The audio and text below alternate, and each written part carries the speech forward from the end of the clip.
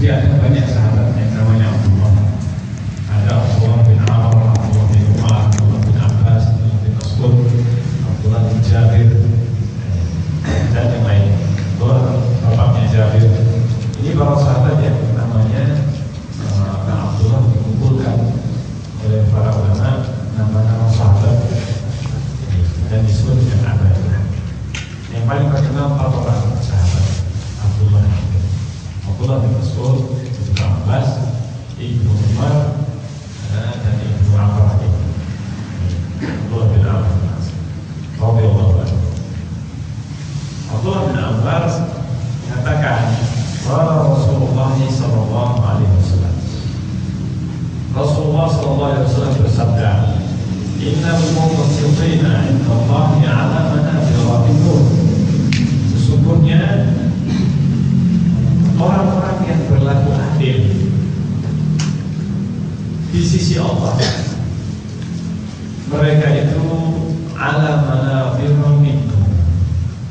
Mereka nanti pada hari kiamat, maksudnya di atas mimbar yang terbuat dari cahaya. Mereka ini berdiri mimbar itu biasanya lebih tinggi daripada sekitarnya. Mimbar lebih tinggi daripada sekitarnya. Terlihat, artinya mereka ini diangkat derajatnya oleh Allah SWT hingga ditempatkan di sebuah mimbar yang terbuat dari cahaya. Yang minum bercahaya, mimbarnya ini terbuat dari cahaya. Kalau sudah terbuat asalnya dari cahaya, berarti adalah apa? Bersinar. Dimuliakan orang-orang yang adil di sisi Allah, yaitu alladzina ya'diluna fi hukmihim. Siapakah orang-orang yang muqsit, orang-orang yang berlaku adil? Yaitu orang yang berlaku adil dalam hukum mereka. Artinya ini adalah berkaitan dengan penguasa yang berlaku adil. Mereka pada hari kiamat menjadi manusia yang diangkat derajatnya oleh Allah. Pemimpin yang adil ini akan diangkat derajatnya. Karena itu keadilan merupakan sesuatu yang dicintai, disukai, dan diharapkan oleh setiap orang. Tidak ada manusia yang tidak suka namanya keadilan. Mereka semuanya mengharapkan keadilan. Mereka mengharapkan keadilan dari orang lain, dari siapapun. Dan mereka mencintai orang-orang yang adil, menyukai orang-orang yang berlaku adil, dan menjadikan itu sebagai sifat yang mulia di kalangan manusia. Allah jadikan itu adalah fitrah. Orang tidak suka orang itu berbuat zalim, sehingga orang lain yang berbuat zalim akan benci. Nah, orang yang berlaku zalim, orang yang berlaku zalim ini akan dibenci oleh setiap manusia dan tidak disukai. Demikian juga Allah SWT. Allah SWT mengharapkan bagi dirinya sifat zalim. Artinya Allah mengharapkan bagi dirinya sendiri sifat zalim. Allah tidak akan berlaku zalim. Yang biasanya perbuatan zalim dilakukan oleh orang-orang yang punya kekuasaan, sehingga dia melakukan kezaliman terhadap orang yang lebih lemah daripada dirinya, dan dia mampu untuk berbuat apapun. Apalagi orang yang punya kekuasaan yang besar, yang mutlak, biasanya dia berlaku sewenang-wenang, tidak memikirkan bagaimana kalau seandainya rakyatnya itu atau dirinya seperti rakyat, adanya dirinya itu menjadi rakyat. Ini perbuatan kezaliman ini akan selalu cenderung dilakukan. Nah, yang seperti ini akan dibenci, bukan hanya oleh manusia, tapi oleh Allah Subhanahu wa Ta'ala. Makanya Allah mengharapkan kezaliman atas dirinya sendiri. Dan aku jadikan, kata Allah, di antara kalian itu sebagai sesuatu yang diharapkan. Maka janganlah kalian saling berbuat zalim. Nah, orang yang berbuat adil, maka dia dia telah melakukan sesuatu yang dicintai oleh Allah. Dan Allah akan membalas. Allah akan membalas orang-orang yang melakukan keadilan nanti pada hari kiamat. Yaitu orang yang berlaku adil dalam hukum mereka, dalam hukum. Ketika menghukumi, menghakimi sesama manusia, di antara manusia berbuat adil. Dan ini adalah berkaitan dengan pemimpin. Yang kedua, wa ahlihim, dan berlaku adil di dalam keluarganya. Seseorang yang berlaku adil dalam keluarganya terhadap para istrinya. Kalau seandainya punya lebih dari satu istri, terhadap anak-anaknya apabila punya anak lebih dari satu, dan terhadap saudara-saudaranya atau terhadap orang lain, keluarganya, familinya yang masih dalam tanggung jawabnya. Maka ini sifat yang kedua. Berarti bukan hanya pemimpin negara atau pemimpin masyarakat, tokoh-tokoh penguasa dan sebagainya, tapi juga orang yang berbuat adil dalam keluarga. Ini akan ditaruh di mimbar oleh Allah Taala yang dari cahaya ini. Ditempatkan oleh Allah di tempat yang sangat tinggi, mimbar. Karena biasanya mimbar itu hanya satu orang yang berada di mimbar dan yang lainnya berada di bawah. Maka digambarkan oleh Allah, oleh Rasulullah SAW, mereka ini di atas mimbar. Karena banyak yang berlaku adil daripada yang berlaku adil. Ini ditaruh di mimbar, menunjukkan mereka ini jumlahnya tidak banyak dibandingkan dengan yang berbuat adil. Maka oleh Allah SWT diangkat derajatnya. Ini yang berlaku adil. Karena berlaku adil itu bukan sesuatu yang mudah. Seorang, sebagaimana disebutkan sebelumnya, ketika melihat orang lain, dia mengkritiknya, oh ini tidak adil. Orang melihat pemimpin itu apa? Pemimpin cuma satu, sehingga perhatian manusia tertuju pada satu orang ini. Kalau tidak berlaku ada satu saja, sedikit saja, bakalan dikritik habis-habisan. Coba kalau dia sendiri apa? Yang mengkritik itu jadi apa? Pemimpin. Apakah dia bisa melakukan taruhlah yang sama dengan yang dilakukan oleh pemimpin? Bakalan apa? Ini tidak berhasil. Dan bahkan dia juga akan dikritik, dicela oleh orang lain. Makanya di sini perbuatan adil itu suatu hal yang sulit. Akan tetapi dengan kesulitan itulah seseorang yang bisa berusaha mengamalkan keadilan akan diangkat derajat. Sehingga usaha seseorang untuk berbuat adil inilah yang dihargai oleh Allah SWT. Meskipun tidaklah manusia bisa berbuat adil dengan 100% dalam segala hal. Bahkan Rasulullah pun memohon kepada Allah, ya Allah, ini yang saya bisa adil ketika membagi jatah harinya kepada istri beliau.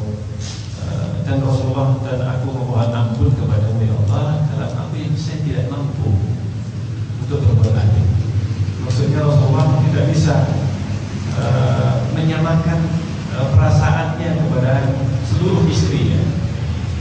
Karena itu Rasulullah lebih mencintai Aisyah daripada yang lain. Karena ini Rasulullah tidak mampu untuk berbuat adil dalam hal ini. Karena itu Rasulullah SAW hanya bisa membagi harinya, meskipun Rasulullah bebas membagi hari untuk istri-istri. Tetapi Rasulullah berlaku adil sampai membagi satu persatu ini sama. Hanya saja dalam urusan perasaan Rasulullah SAW lebih cenderung lebih mencintai Khadijah dibandingkan seluruh istrinya masih hidup, dan lebih mencintai Aisyah daripada yang lainnya. Itu Rasulullah menyerah kepada Allah. Ya Allah, aku mohon ampun dalam hal yang aku tidak mampu berbuat. Nah inilah yang dicintai oleh Allah. Orang yang berlaku adil dalam hukumnya, orang yang berlaku adil dalam keluarganya, wa mawalu, dan orang-orang yang berlaku adil dalam apa yang dia urusi, apa yang jadi urusannya. Jadi bukan hanya kepala keluarga saja, tapi bahkan wanita, Ini bisa jadi menjadi pemimpin yang dituntut untuk berlaku adil terhadap anak-anaknya, anak-anak dari suaminya. Demikian juga seorang budak yang dituntut untuk berlaku adil, dimintai pertanggungjawabannya di sisi Allah nanti pada hari kiamat. Bagaimana dia ini menjalankan tugasnya sebagai seorang budak, itu pun nanti akan ditanyakan oleh Allah Subhanahu wa Ta'ala. Maka di sini dalam hadis ini mencakup sifat adil ini dituntut bukan hanya dari pemimpin saja, pemimpin maksudnya penguasa saja, akan tetapi keadilan itu dituntut dari seluruh manusia, dari setiap manusia untuk berlaku adil. Dan yang dimaksudkan dengan keadilan adalah sebagaimana dalam artian bahasa Arab, adil itu adalah menempatkan segala sesuatu pada tempatnya. Sehingga keadilan di dalam Islam menempatkan segala sesuatu pada tempatnya, pada kedudukannya, mendudukkan orang sesuai dengan kedudukannya, memberikan orang sesuai dengan kedudukannya. Maka bukanlah keadilan itu sama rata, bukanlah keadilan itu bebas mutlak, liberal. Kebebasan bukan juga sesuatu yang orang bebas berbicara apapun keyakinannya, bahkan mencela Allah pun juga bebas. Makanya kebebasan itu ada batasannya. Tapi keadilan ini adalah apapun yang dilakukan seseorang apabila menempatkan segala sesuatu pada tempatnya, terlebih dia adalah adil. Dan bahkan sifat adil ini adalah salah satu sifat Allah Subhanahu wa Ta'ala.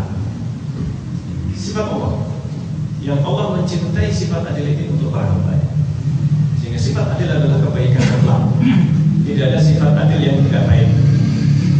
Tidak ada sifat adil yang tidak baik. Dan tidak ada sifat zalim yang baik. Sifat zalim yang baik. Sehingga sifat ini sifat yang mulia, sifat yang mutlak kebaikannya.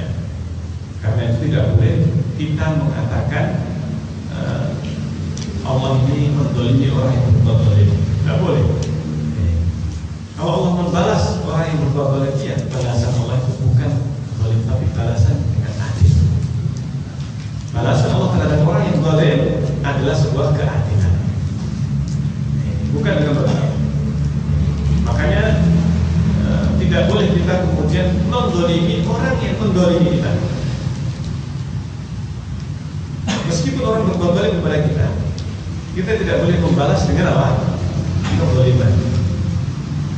Tetapi kita membalas orang yang berbuat zalim dengan keadilan, dengan yang adil. Menghukumi orang yang zalim itu dengan keadilan. Maka di dalam Islam orang yang berbuat zalim ini dihukum bukan dengan yang lebih zalim, membalas dendam dengan yang lebih kejam. Ini bukan sesuatu yang apa? Adil. Makanya keadilan itu dituntut dari siapapun kepada siapapun. Dituntut dari siapapun. Maksudnya seluruh manusia dituntut berlaku adil kepada siapapun, meskipun kepada orang yang berbuat zalim. Meskipun berbuat orang yang berbuat zalim, maka tetap harus diperlakukan dengan apa? Dengan adil. Hukuman terhadap orang yang zalim disesuaikan dengan kezalimannya. Disesuaikan dengan kezalimannya. Sehingga orang yang misalkan mencuri, maka bagaimana? Apakah seorang mencuri mencapai nisab ataukah tidak sampai kepada nisabnya? Bisa jadi orang yang mencuri tidak dipotong tangannya. Bisa jadi, meskipun sampai kepada nisabnya. Nah ini hukum-hukum seperti ini terkadang banyak yang kita tidak mengetahui. Ini ada fikih tersendiri di dalam menerapkan hukum, misalkan potong tangan, tidak sembarangan. Tidak kemudian orang mencuri ayam potong tangan. Tidak seperti itu Islam. Demikian juga hukum raja, hukum jambur, hukum orang yang minum khamar dan sebagainya, hukum yang berkaitan dengan seluruh kehidupan manusia. Ini betul-betul di dalam Islam diperlakukan Tidak setiap orang yang berzina pun dihukum rajam. Masih ada perincian yang disebutkan oleh para ulama di dalam Islam, sehingga untuk menjalankan atau memahami hukum-hukum Islam ini tidaklah cukup kemudian hukum Islam itu kejam, kemudian hukum rajam itu demikian kejamnya, harus dibunuh, dirajam, dipotong tangan, seakan-akan kejam. Padahal ini adalah sebuah keadilan. Seandainya diterapkan dengan benar, diterapkan dengan cara yang sesuai dengan yang diajarkan Rasulullah SAW. Nah, ke pemahaman atau persangkaan bahwa hukum Islam adalah sesuatu yang tidak adil, maka ini disebabkan karena kesalahpahaman terhadap hukum Islam. Dalam hukum Islam salah di dalam menerapkannya dan di dalam memahaminya. Orang memahami secara mutlak, potong tangan, setiap mencuri potong tangan. Tidak, ternyata lah tidak demikian. Rasulullah SAW menyebutkan tentang rincian hukum hukum raja, hukum cambuk, hukum yang menuduh berzina dan sebagainya. Ini ada hukum-hukum yang seorang apabila mempelajarinya dia akan mengetahui ternyata hukum Islam ini demikian adilnya, demikian indahnya seandainya diterapkan sesuai dengan apa yang ditunjukkan Rasulullah. Nih, sehingga keadilan dituntut dari siapapun dan kepada siapapun. Bahkan keadilan dituntut kepada siapapun, meskipun kepada Fir'aun, bahkan kepada iblis sekali. Harus berbuat apa? Adil. Bagaimana berlaku adil terhadap iblis? Ini mungkin apa? Terhadap syaitan. Ini Rasulullah SAW menyebutkan ketika Abu Hurairah radhiyallahu anhu didatangi oleh apa? Ketika menjaga zakat fitri, didatangi oleh seorang yang kebol, gula, kelihatan seperti bocah. Kalau kita istilahkan tuyul ya. Masa ada tuyul? Hadisnya tuyul itu. Hadisnya Abu Hurairah hadis apa? Tentang tuyul, mencuri dan kemudian mengambil sebagian dari zakat. Ketika ditangkap oleh Abu Hurairah, kemudian mengatakan, saya ini punya banyak keluarga dan saya ini miskin, tidak punya apa. Akhirnya kasihan dilepas. Akhirnya kemudian setelah sekian hari berbolak-balik janji tidak akan mengulangi lagi. Ternyata balik lagi. Rasulullah, gimana? Temanmu tadi malam kata Rasulullah SAW, temanmu sahih. Maka kata Abu Hurairah, ya Rasulullah, dia mengeluhkan miskinan dan banyak keluarganya, jadi saya lepas. Kasihan. Kata Rasulullah, dia dusta, tapi dia akan kembali. Akhirnya sampai ketika ditangkap, kata lurah, aku tidak akan melepaskan. Akhirnya dia mengatakan, udahlah, saya tidak akan mengulangi lagi, tapi saya akan ajarkan, kau lepaskan saja. Aku akan ajarkan kepadamu, kalau kamu membaca ayat ini, kamu tidak akan didekati oleh setan, tidak akan diganggu oleh setan sampai engkau pagi hari, sampai subuh. Akhirnya Abu Hurairah penasaran, dilepas. Diajarkan apa itu? Jadi untuk tidak menangkap atau melakukan Rasulullah. Akhirnya dilepaskan karena diajarkan oleh setan ini dalam keadaan tidak tahu siapa orang. Maka besoknya dilaporkan Rasulullah apa yang diajarkan oleh setan ini. Kata Rasulullah, sadaqaka, dia jujur kepada, dia benar. Padahal dia dusta. Kadu itu bukan dengan kadib, sama dengan kadzab. Kadu sama dengan kadzab, pendusta. Pendusta yang besar. Dia wabah kadzab. Tapi pas waktu itu dia benar. disebutkan tentang benarnya. Ketika kita menceritakan tentang syaitan, tidak boleh kita kemudian melebihkan. Tidak boleh melebihkan, misalkan terus pokoknya dia ustaz. Tetapi terkadang bisa jadi setan itu apa? Berkata benar, terkadang bisa jadi. Tetapi intinya adalah apa? Ustaz. Itu jadi ustaz. Sehingga Rasulullah SAW ketika menyebutkan tentang orang yang berlaku jahat, orang yang berbuat kezaliman, kemunafikan, Rasulullah berlaku adil terhadapnya. Rasulullah berlaku adil terhadap orang munafik ini jelas-jelas munafik. Jelas-jelas munafik. Makanya Rasulullah SAW ini mengajarkan keadilan kepada siapapun. Adilan kepada siapa? Tidak boleh kita kemudian menghakimi sendiri orang yang berbuat zalim. Oh, orang ini memfitnah saya akan fitnah balik. Ya, tidak boleh. Kenapa? Karena fitnah itu artinya dusta. Fitnah itu adalah apa? Dusta. Tidak boleh kita menyebarkan berita dusta tentang orang yang berdusta atas namanya. Orang yang memfitnah kita, dia telah berbuat dusta tentang diri kita. Tidak boleh kita membalasnya dengan hal yang sama. Sehingga kita kemudian, oh dia sudah melakukan kedustaan, memfitnah saya, menyebarkan aib tentang saya yang saya tidak pernah melakukan. Atau misalkan saya membongkar aib saya, mungkin apa benar? Oh saya bakal membongkar aibnya dia.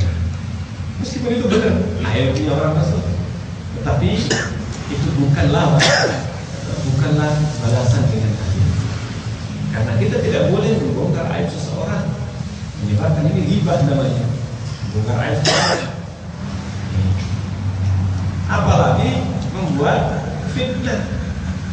Meskipun terhadap orang yang memfitnah kita tidak boleh memfitnah orang tersebut. Orang yang menghibah kita, tidak boleh kita menghibah, membalas dengan ghibah. Maka ini bukan perbuatan yang diizinkan atau yang dibolehkan. Memfitnah, berdusta, ini haram secara mutlak meskipun terhadap orang yang berbuat hal yang sama. Maka ada beberapa perbuatan yang dibolehkan untuk membalas. Bolehkan. Jika seseorang misalkan dipukul, maka dibolehkan seseorang membalas dengan pukulan kepada orang yang memukulnya. Dengan yang setimpal, bukan dengan yang lebih berat. Ini tidak ada lagi. Justru banyak orang kemudian memakai pembalasan lebih kejam. Pembalasan apa lebih kejam? Tidak. Pembalasannya dengan yang setimpal. Allah juga akan menghukum manusia di akhirat nanti dengan seadil-adilnya. Dengan seadil-adilnya, dengan keadilan, dan sudah diancamkan oleh Allah barang siapa berbuat demikian akan dibalas.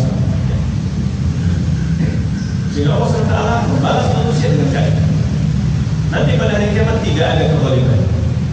Sehingga manusia yang dijerumuskan ke dalam neraka jahanam berarti dia telah diperlakukan dengan adil oleh Allah. Sementara orang yang dimasukkan dalam surga bukan hanya dengan keadilan Allah, akan tapi dengan karunia, dengan rahmat yang lebih daripada yang dia lakukan. Bukan hanya setimpal, akan tetapi apa? Dengan yang lebih baik, jauh lebih baik dan tidak sebanding. Jadi rahmat Allah itu demikian luasnya, karunia Allah, surganya Allah itu tidak sebanding dengan perbuatan manusia. Sholatnya, ibadahnya, seandainya seseorang itu beribadah 100 tahun, kasih umur 100 tahun, semuanya, seluruh hidupnya untuk ibadah. Maka kata Rasulullah, seandainya seseorang itu sejak 100 tahun dia beribadah kepada Allah, wajahnya tersungkur bersujud kepada Allah selama 100 tahun, lahaqqarahu dzalika al-yaum, dia akan menganggap remeh amalnya nanti pada hari kiamat. Lahaqqarahu dzalika al-yaum, dia akan menganggap remeh perbuatan dirinya itu di hari kiamat. Saking besarnya ganjaran Allah yang Allah sediakan, sehingga orang lain baru akan merasakan perbuatan amal solehnya, sholatnya, ibadahnya, semuanya yang dia lakukan sepanjang hidupnya seandainya itu berbuat soleh, amal soleh. Ketika orang itu mati, dia akan menganggap itu adalah sesuatu yang sangat kecil, remeh. Dia akan meremehkan. Makanya jangan kita ini membanggakan dosa yang tidak pernah absen sholat jamaah. Saya tidak pernah, saya ini selama sekian tahun sudah pernah tidak pernah tinggalan sholat jamaah atau rakaat pertama atau sholat pertama dan sebagainya. Tidak. Jangan sampai kita ini membanggakan amal soleh kita. Bahkan para sahabat radhiyallahu anhu, mereka ini orang-orang yang berlomba-lomba dalam kebaikan, tetapi mereka itu takut. Semuanya para sahabat semua, mereka takut yang namanya terkena penyakit kemunafikan. Para tabi'in menceritakan, saya bertemu dengan 50 orang sahabat, semuanya takut yang namanya perbuatan kemunafikan. Mereka semuanya merasa amalnya itu tidaklah amal yang besar. Mereka merasa sepele dan remeh di sisi Allah SWT amal soleh.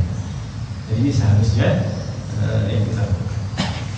Termasuk seorang yang berbuat adil. Saya ini tidak pernah berbuat adil, hati-hati.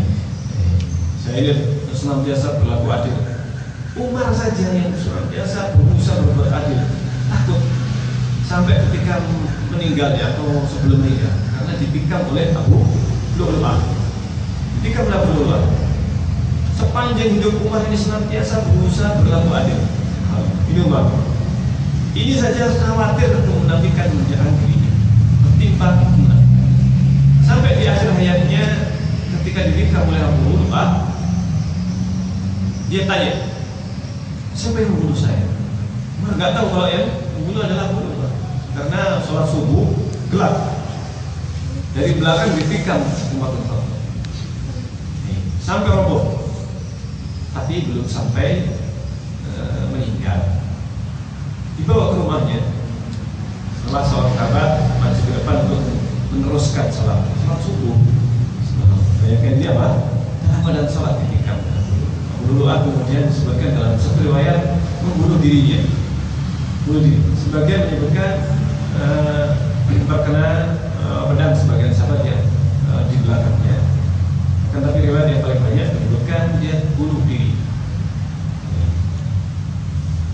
Akhirnya Umar dibawa ke rumahnya dan bertanya, siapa yang membunuh saya? Dijawab Abu Lu'lu'ah al-Majusi. Dia seorang Majusi, sang Majusi. Umar bin Khattab mengucapkan alhamdulillah. Tidak kemudian laknat. Subhanallah, justru mengucapkan alhamdulillah. Kenapa mengucapkan alhamdulillah? Saya khawatir kalau yang dulu saya seorang muslim, saya khawatir telah berbuat zalim. Ada yang merasa terzalimi dengan Umar. Tapi kalau orang Majusi, memang sejak dulu orang Majusi mereka itu memendam kekafiran. Masuk Islam ini banyak yang masuk Islam itu sebenarnya terindikasi di zaman Umar itu memang orang-orang yang terindikasi munafik. Hanya saja Umar bin Khattab memperlakukan mereka sebagaimana orang Muslim yang lainnya. Mereka dilindungi karena zahirnya ya Islam, mengaku Islam, Muslim. Bahkan sholat. Nah ini yang kemudian dilakukan oleh para khulafa Rasyidun, Abu Bakar, Utsman bin Affan, Ali bin Abi Thalib. Mereka semuanya berusaha untuk berbuat adil, termasuk gubernur yang diangkat oleh Umar saat Nabi Muhammad SAW. Nah ini mereka berusaha untuk berbuat adil dengan saya lainnya. Makanya hendaknya kita tidak menjadikan amal perbuatan kita ini demikian tinggi, apa itu orang tidak pernah ini. Jangan kita membanggakan amal kita.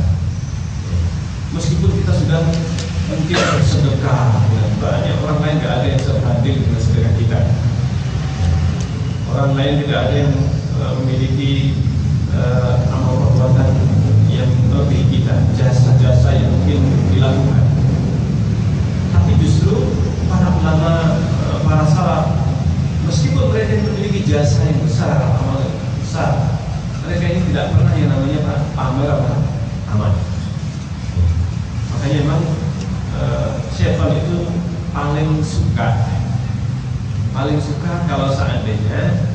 dia ini menggoda manusia, mengganggu manusia, sampai orang yang suka beribadah ini tidak lepas dari godaan, tidak lepas dari godaan syaitan. Orang itu diganggu oleh syaitan itu dengan banyak segala hal bisa dijadikan sebagai bahan godaan. Orang yang beribadah pun tidak lepas dari gangguan. Orang sedang sholat diganggu, dibisiki, diingatkan dengan berbagai macam ingatan. Diingatkan, oh di belakangmu ada fulan, atasannya ada apa? Ada orang yang dia segani, sehingga dia semakin khusyuk dalam sholatnya kelihatannya. Dia kelihatan lebih khusyuk. Bacaannya ditambahi dengan tambah lagi dan seterusnya. Maka ini salah satu di antara godaan syaitan. Orang yang sudah merasa dirinya itu berbuat baik. Dan ini yang perlu kita perhatikan. Nah, hadis yang selanjutnya, An Auf bin Malik radhiyallahu anhu qala, dari Auf bin Malik radhiyallahu anhu qala, dia berkata, sami'tu Rasulullah sallallahu alaihi wasallam yaqul, saya mendengar Rasulullah sallallahu alaihi wasallam bersabda, khiyaru a'immatikum alladziina tuhibbunahum wa yuhibbunakum. Sebaik-baik pemimpin kalian adalah pemimpin yang kalian cintai. Kalian mencintai mereka, menyukai mereka, dan mereka menyukai kalian, mencintai kalian. Ini para pemimpin yang terbaik, yang kalian mencintai mereka dan mereka mencintai kalian. Wa tusalluna alaihi wa yusalluna alaikum, dan kalian mendoakan kebaikan untuk mereka dan mereka pun mendoakan kebaikan untuk kalian. Ini pemimpin yang terbaik. Ini berita dari Rasulullah SAW. Wa syiraru a'immatikum, dan seburuk-buruk pemimpin kalian alladzina tubghidunahum wa yubghidunakum, yang kalian benci dan membenci kalian. Wa tal'anunahum wa yal'anunakum, dan kalian melaknat mereka dan mereka melaknat kalian. Qala qulna, Rasulullah SAW, Auf bin Malik berkata, kami bertanya, ya Rasulullah, wahai Rasulullah, afalan nabiluhum, apa enggak kita habisi saja, enggak kita turunkan saja? Maksudnya pemimpin yang paling buruk ini tadi, yang kalian benci, mereka membenci kalian, kalian melaknat mereka, mereka melaknat kalian. Apa kita enggak munabiluhum, apa enggak kita habisi saja? Enggak kita turunkan, kita gulingkan saja penguasa yang seperti ini. Namanya penguasa yang paling buruk ini, yang apa? Yang melaknat, yang membenci kalian, kalian benci mereka, membunuh kalian dan sebagainya. Kalau seandainya ada pemimpin seperti ini, apa enggak kita habisi saja? Kita turunkan. Ini pertanyaan kalau sahabat, ya wajar kalau seandainya apa? Nah, pertanyaan ini muncul. Kalau orang seperti itu, apa enggak kita turunkan saja? Kalau seandainya ada pemimpin kita kayak gini, itu apa? Yang membenci kita, membenci rakyat kita. Subhanallah. Ini enggak bertahan lama ya. Enggak bertahan apa? Lama. Kok sekarang ini langsung apa? Langsung, bukan hanya di demo, langsung dia apa? Kudeta saja. Iya kan? Apa enggak kita lakukan seperti itu? Kita kudeta, kita demo, kita turunkan. Nah, pertanyaan para sahabat, nunabiluhum, katanya kita demo, maknanya nunabiluhum, kita habisi, kita turunkan, kita bunuh, kita turunkan kalau tidak mau turun. Maka kata Rasulullah SAW, lah, jangan. Ma'aqamu fikum as-salat, selama masih menegakkan salat. Cuma satu bab bicara dari Rasulullah SAW. Selama masih menegakkan salat. Maksudnya masih menegakkan salat, masih sebagian ulama masih salat. Masih salat. Mungkin bolong-bolong atau kayak, pokoknya masih apa? Masih salat. Sebagian riwayat menyebutkan atau sebagian penafsir menyebutkan ma'aqamu fikum as-salat, masih menegakkan syiar-syiar Islam, maksudnya sholat, masih membolehkan adzan, masih membolehkan sholat, dikumandangkan adzan, maka yang seperti ini disebut ma'aqamu fikumus sholat, meskipun dia sendiri tidak terlihat sholat, tapi masih menegakkan sholat di antara kaum muslimin, masih membolehkan mereka melakukan sholat dan mengizinkan adzan dikumandangkan, maka tetap ini adalah masalah seperti ini. Jika mereka muslim dan meskipun tidak terlihat sholat, bisa jadi mungkin sholat di rumah atau bahkan mungkin nggak sholat, bagaimana, yang jelas sholat tidak terlihat, tapi masih menegakkan sholat. Ini sebagian penafsir ulama. Maka Rasulullah SAW mengulang jangan selama masih menegakkan sholat. Nah, hadis ini terdapat faedah. Ada sebagian yang mengatakan hadis ini menunjukkan bolehnya melaknat sebagian pemimpin. Kenapa? Rasulullah mengatakan pemimpin terburuk adalah yang kalian laknat dan melaknat kalian. Ini pemimpin paling buruk. Berarti kan boleh. Ini adalah termasuk pemahaman yang salah. Tidak ada satupun ulama salaf yang memahami hadis ini menunjukkan kebolehan melaknat masa pemimpin yang masih sholat yang masih sholat. Jadi tidak membolehkan. Rasulullah SAW menyebutkan ini tentang yang wakil, yang terjadi, yang bakalan terjadi, bukan mengizinkan laknat itu sendiri, bukan mengizinkan laknat. Sehingga disebutkan oleh Syekh Salim yang mensyarah hadis ini di dalam kitabnya, ada orang yang berkata dijawazil la'nal mu'ayyan, bolehnya melaknat orang tertentu dari kalangan pemimpin yang zalim, yang jahat, bahkan yang tidak menampakkan kekafiran yang nyata yang jelas. Orangnya masih muslim, tapi zalimnya luar biasa. Sudah berbuat seperti Hajjaj bin Yusuf dan yang lainnya pada waktu itu. Pada zaman itu, mereka ada yang membolehkan untuk melaknat pemimpin yang berbuat apa? Yang menampakkan kezaliman atau bahkan kejahatan yang luar biasa. Sampai Hajjaj bin Yusuf ini jelas-jelas membunuh, sampai disebutkan korban pembunuhan Hajjaj, perang-perangan ini sampai dikumpulkan selama masa kepemimpinan gubernur itu. Hanya gubernur dan pemimpinnya atau khalifahnya itu termasuk yang memang mengangkat Hajjaj bin Yusuf dan tahu kezaliman Hajjaj bin Yusuf. Artinya kezaliman Hajjaj bin Yusuf maka merembet kepada khalifahnya yang mengangkat Hajjaj. Maka Hajjaj bin Yusuf yang demikian zalimnya luar biasa, sampai korbannya diukir dalam sejarah, disensus pembunuhan yang dilakukan oleh Hajjaj sampai 120.000 selama sekian belas tahun atau 20 sekian tahun. Ini sampai apa? Jadi setiap hari ada korban pembunuhan. Setiap hari ada apa? Ada korban. Yang dibunuh mesti ada. Sampai diceritakan dalam sejarah Hajjaj bin Yusuf ini waktu kecilnya suka minum darah. Itu disebutkan suka minum darah.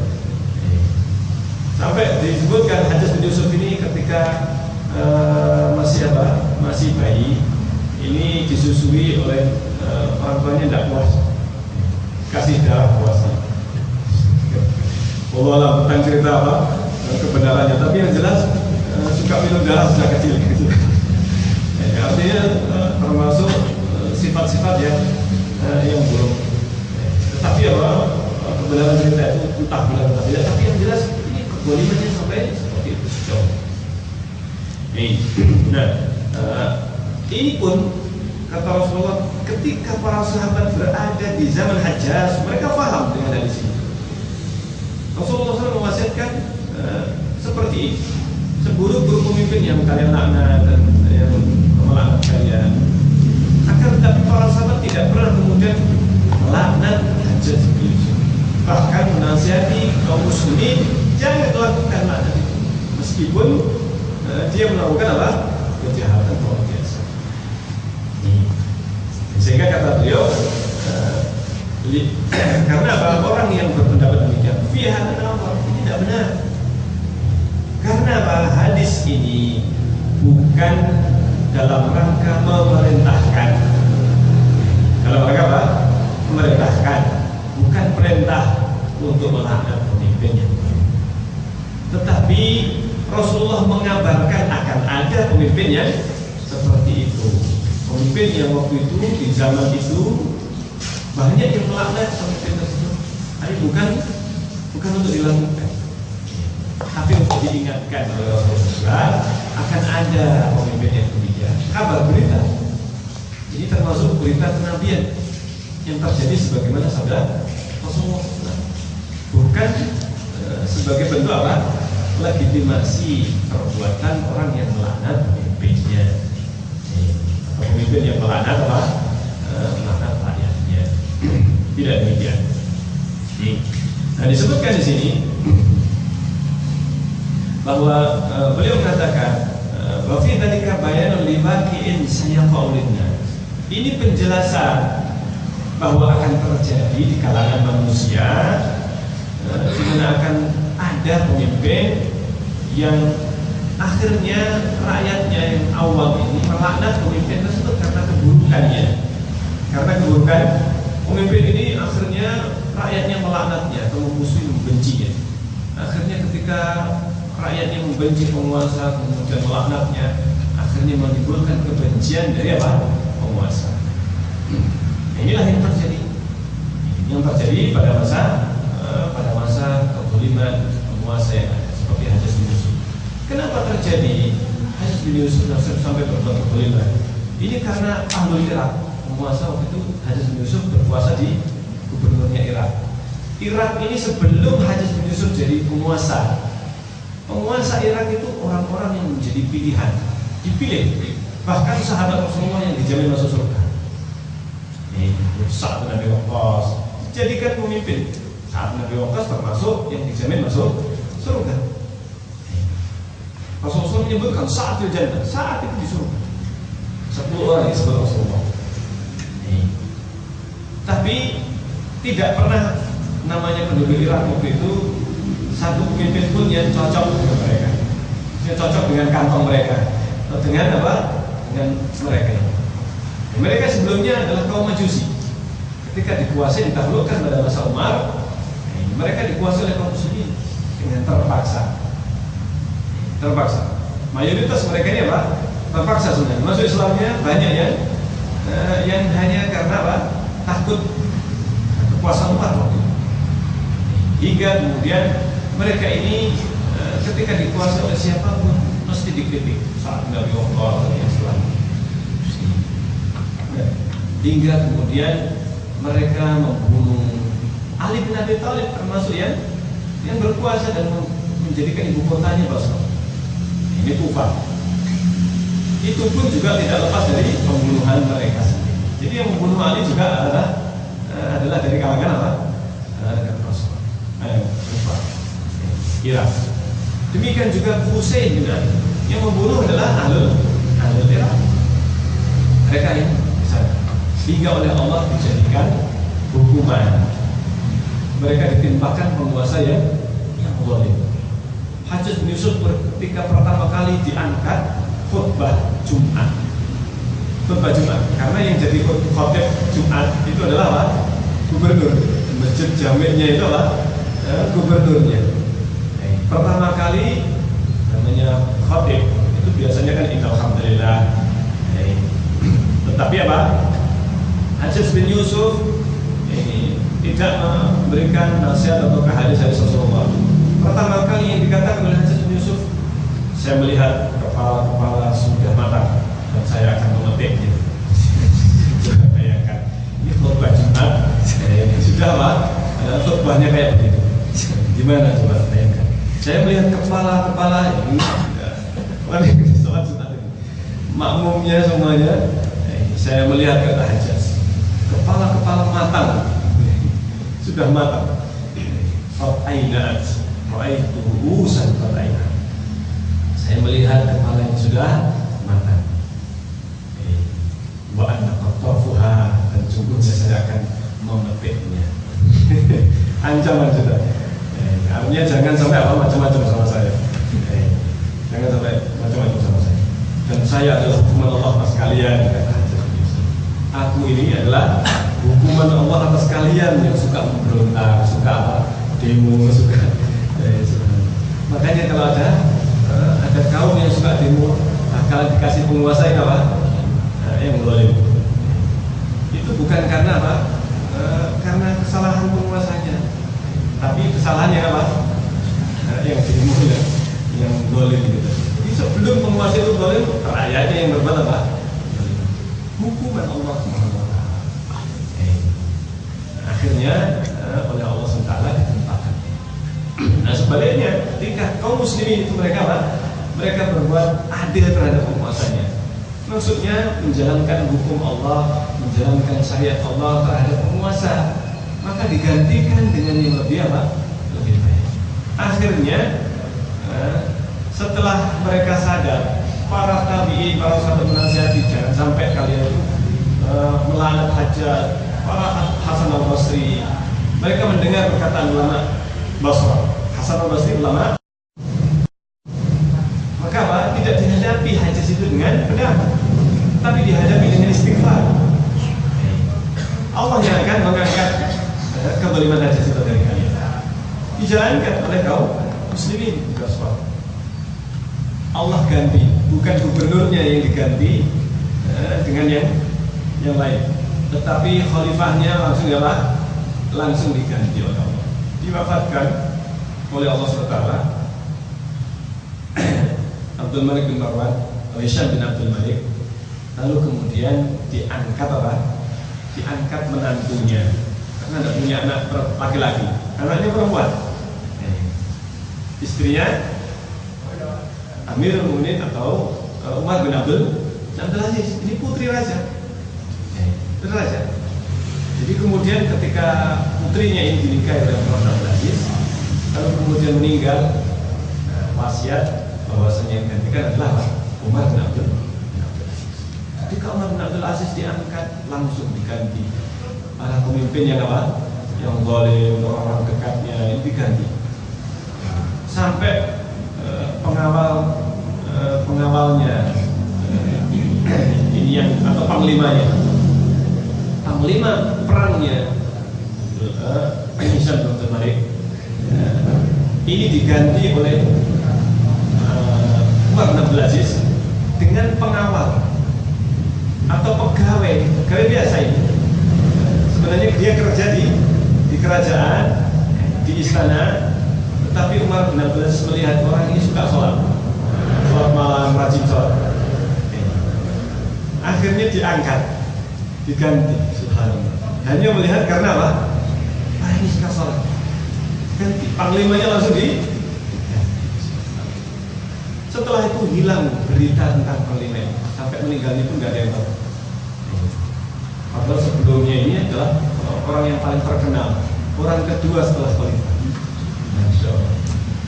Ini akhirnya sampai ke bawah para gubernur. Dan ini insya Allah yang bisa kita bahas sampai ini. Mungkin ada yang perlu ditanyakan sebelum kita tutup. Kita lanjutkan kesempatan yang lain. Jika tidak ada, kita akhir sampai sini. Baik, saudara.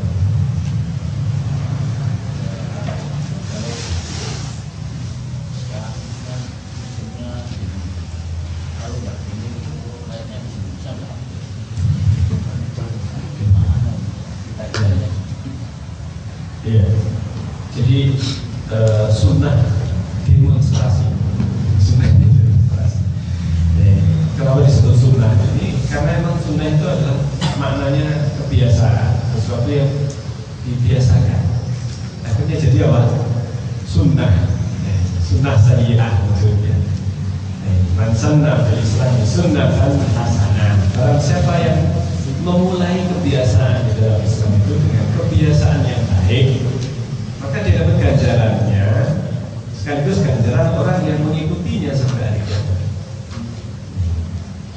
Nah, barang siapa yang mengawali dengan sunnah yang buruk, sunnah sayyi'ah, maka falahu fa'alaihi bisruha, dia dapat dosanya, bisruman alaihi, bisruman amila biha, dan dosa orang yang menjalankan atau mengamalkan, mengikuti sampai hari kiamat, tanpa mengurangi dosa orang yang pertama kali, orang yang menjalankan setelahnya. Itu tumpuk-tumpuk dosanya. Demonstrasi adalah bukan sunnahnya Islam, bukan sunnahnya kaum muslimin. Tidak ada di dalam Islam yang namanya apa? Demonstrasi. Demonstrasi adalah buah hasil dari yang namanya demokrasi. Karena itu Islam itu bukan demokrasi, demokrasi bukanlah apa? Berasal dari Islam. Islam itu adalah Allah kasih memang. Kasih itu kan hukum, ya kan? Islam adalah hukum Allah, bukan hukum manusia. Bukan hukum manusia. Hukum Allah nggak ada demonstrasi. Adanya demonstrasi ini karena diserahkan hukum itu kepada manusia, kepada rakyat. Sehingga kalau rakyat tidak mendaki, mereka boleh menuntut hukum. Sehingga terjadilah yang namanya apa? Demonstrasi karena tidak ridho manusia terhadap sesuatu, meskipun itu adalah sesuatu yang benar mungkin secara hakikatnya benar, hukum yang benar. Misalkan apa? Misalkan homoseksual, satu yang mungkar, maksiat, perbuatan apa? Maksiat. Tetapi ternyata ketika dilarang, kaum homo demonstrasi. Kenapa? Karena diserahkan hukum itu kepada apa? Mereka. Ketika sebagian kelompok yang merasa mereka ini apa? Tidak cocok, tidak sesuai. Padahal itu adalah mereka menganggap nggak ada hukum syariat Islam itu nggak ada. Boleh-boleh saja kebebasan apa? Menentukan hukum. Sehingga kemudian akhirnya jadilah mereka berdemonstrasi. Demikian juga yang berbuat maksiat zina, ketika pelacur itu dia apa? Misalkan ditutup, pelacuran apa? Ditutup. Di Surabaya ditutup ya? Sama siapa? Risma. Bukan ya, Risma. Ditutup 4 lokalisasi ya. Akhirnya apa? Demo. Iya kan? Demonstrasi. Kenapa? Karena demonstrasi diizinkan secara hukum, bukan hukum Islam, tapi apa? Hukum demokrasi. Nah, disinilah letaknya. Ketika terjadi yang namanya demo, akan terjadi lebih kacauan. Ketika diizinkan, ketika hukum itu ditegakkan, maka apa? Hukum Allah ditegakkan. Maka apa? Setiap orang yang merasa bahwasanya dirinya terikat dengan hukum syar'i, dia akan menerima. Dia akan apa? Karena itu sebenarnya Islam ini menjadi solusi yang paling baik untuk bisa menghilangkan kekacauan karena akibat demonstrasi ini. Maka terapkanlah hukum Islam. Artinya apa? Artinya sampaikan kepada masyarakat tentang wajibnya taat kepada pemimpin dalam hal yang ma'ruf. Selama mereka tidak memerintahkan maksiat, maka tetap harus ditaati. Ini hukum Islam. Jadi meskipun pemerintah, penguasa melakukan kezaliman, melakukan kemaksiatan bahkan, tetap tidak boleh diberontak, dikudeta, diturunkan. Inilah syariat dan bahkan ini menjadi akidah Islam yang diajarkan sejak oleh Rasulullah SAW, para sahabat, Hajjaj bin Yusuf melakukan pembunuhan yang demikian besar-besarnya, lebih keji daripada apa? Daripada perbuatan maksiat yang lain. Pembunuhan ini. Barang siapa membunuh satu nyawa sama dengan membunuh manusia. Sampai sedemikian hukumannya. Pembunuhan. dilakukan dengan terang-terangan, dilakukan dengan terang-terangan. Maka Rasulullah SAW tetap mewasiatkan para sahabat, tidak ada satupun yang memahami hadis yang disebutkan ini untuk apa? Untuk kebolehan melarang. Tapi ya justru mereka melarang para sahabat atau kaum muslimin untuk demo atau untuk demonstrasi atau yang lebih dari itu. Padahal mereka hanya sekedar membicarakan. Waktu itu cuma obrolan. Hasan al-Basri mendengar obrolan seseorang tentang hajat. Semua hajat sini boleh demikian. Kata Hasan al-Basri, jangan lakukan. Jangan menggibah penguasa. Jangan apa? Menggibah penguasa yang boleh hajat. Karena saya khawatir kalau seandainya kalian menurunkan hajat, atau Allah menurunkan hajat, saya khawatir Allah akan menimpakan kepada kalian atau ditimpakan kepada kalian penguasa kera dan babi. Maksudnya apa ya? Jauh lebih apa? Lebih dunia lebih buruk daripada hajat. Karena itu apa? Akibat. Jangan kalian melakukan perbuatan itu. Karena saya khawatir kalau kalian melaknat pemimpin kalian mencela, kalian mengkudeta, ini bakalan akan ditimpakan yang lebih. Kita kilas balik pemimpin yang sebelumnya dengan kemudian yang sekarang dan kemudian yang seterusnya, sampai akhirnya banyak yang ketika mencela ditimpakan penguasa ini. Lebih nggak cocok lagi bagi tambah banyak apa? Tambah banyak perbuatan yang anarkis yang dilakukan oleh kaum muslimin sekarang ini, sehingga mereka justru mendapatkan keburukan dari perbuatan mereka sendiri. Maka hendaknya kita berhati-hati, jangan sampai kita ikut-ikutan dengan perbuatan orang yang hanya mengandalkan semangat atau bahkan emosi hingga melakukan perbuatan. Yang penting mulai dari kita, jangan sampai kalau ada demonstrasi sudah, pokoknya Pak, kita kalau bisa menasihati, jangan ikut yang namanya apa? Demo-demoan ini. Karena ini tidak akan mendatangkan kebaikan sama sekali, akan mendatangkan keburukan yang lebih besar daripada keburukan yang sudah ada yang didemokan. Baik, coba ini kita lanjutkan dalam kesempatan lain. Subhanallah wa bihamdihi. Assalamualaikum warahmatullahi wabarakatuh.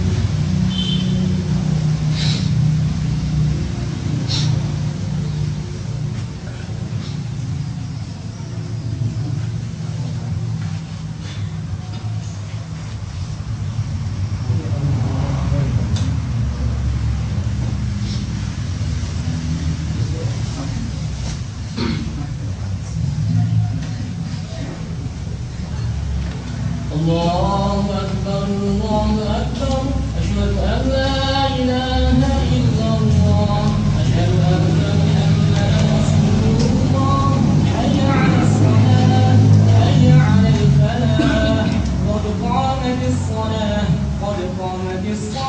الله أكبر لا إله إلا الله.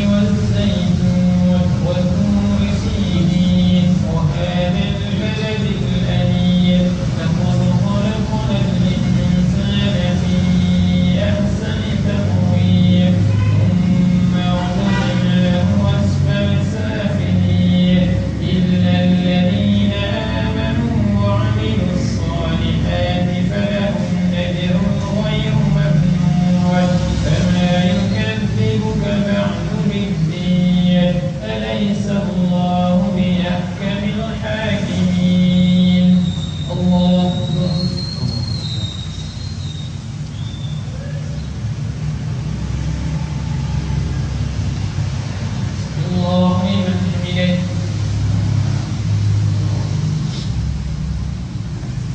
الله أكبر.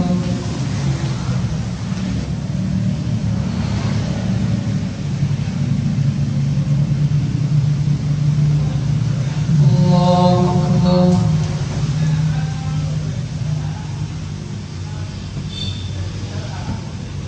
الله أكبر.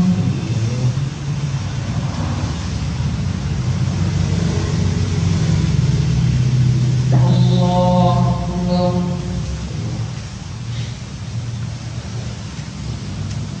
الحمد لله رب العالمين الرحمن الرحيم مالك يوم الدين إياك نعبد وإياك نستعين اهدنا الصراط المستقيم صراط الذين أنعمت عليهم غير المغضوب عليهم ولا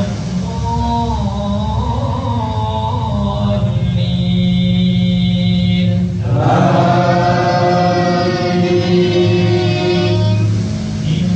إنا أنزلناه في ليلة القدر وما أدراك ما ليلة القدر ليلة القدر خير من ألف شهر تنزل الملائكة والروح فيها بإذن ربهم من كل أمر سلام هي حتى مطلع الفجر. الله أكبر.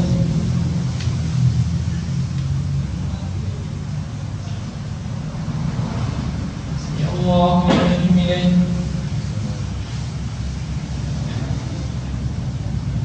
الله أكبر.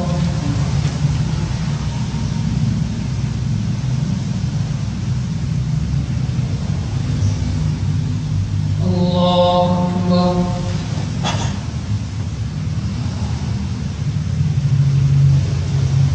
الله أكبر.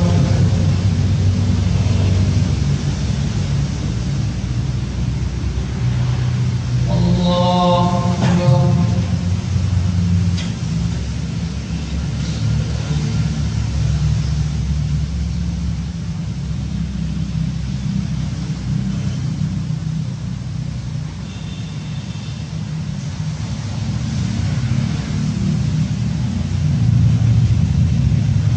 الله أكبر.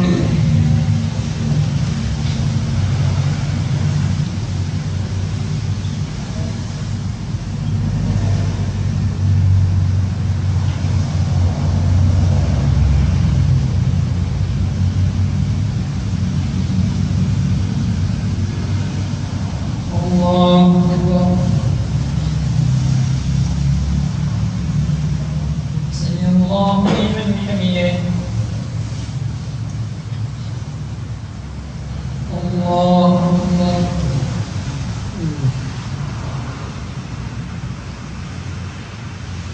الله أكبر.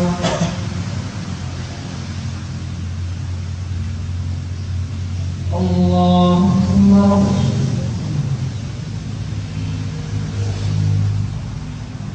الله أكبر.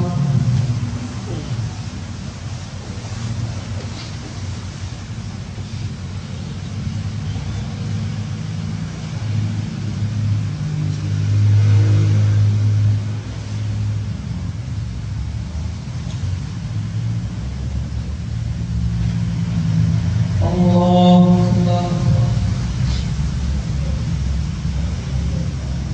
سمع الله لمن حمده. الله أكبر.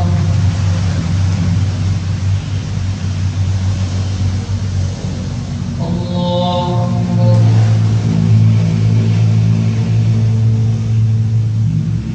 الله أكبر.